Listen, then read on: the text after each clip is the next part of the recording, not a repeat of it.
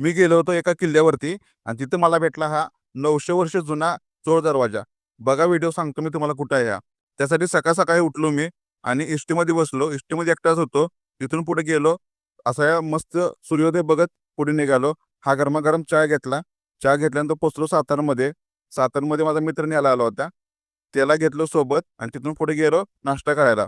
असा भरपूर नाश्ता केला आणि गेलो किल्ल्याच्या पायथ्याला आणि ट्रेकिंगला सुरुवात केली. हे असं काही वन विभागानं मस्त इथं केलेलं होतं. आपल्या चॅनलवरती नवीन असाल तर आपल्या चॅनलला फॉलो करा, सबस्क्राईब करा. या अशा ट्रेलमधून चालत निघालो.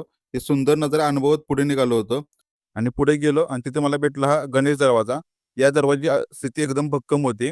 याच्यावरती गणेशाची मूर्ती होती आणि कमळ वगैरे दुसऱ्या काही वस्तू कोरलेल्या होत्या.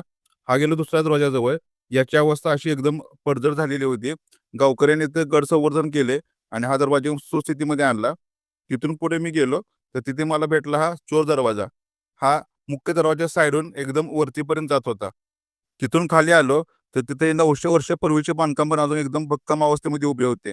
वरती गेलो तिथं आपल्याला चुन्याची भट्टी दिसली. चुन्याची भट्टी बघून हे गेलो, हे काही धान्य कोठार किंवा शस्त्रगाव कोठार यापैकी काय तर आहे. हे पण एकदम चांगल्या अवस्थेमध्ये होते. तिथून पुढे आलो तरी आपल्याला सदर दिसले. सदरेचे भग्नावस्थेत पडलेला अवशेष आहे. फक्त इथं अवशेष आहे, बाकी सदर वगैरे काही नाही. तिथून पुढे महादेवाचं दर्शन घेतलं. दर्शन घेतल्यानंतर भगव्याकडे गेलो. भगव्यासमोर नतमस्तक झालो. हे सर्व बघण्यासाठी आपण आलो होतो सातारा जवळील चंदनवंदन या जुया किल्ल्यावरती. याचा संपूर्ण व्हिडिओ आपले यूट्यूब चॅनल वीरू लव याच्यावरती टाकलेला आहे. तो पण जाऊन नक्की बघा. आपल्या चॅनलला सबस्क्राईब करा, फॉलो करा आणि हा व्हिडिओ शेअर करा अशा मित्रांसोबत ज्यांच्यासोबत तुम्ही ट्रेकिंगला जाणार आहात.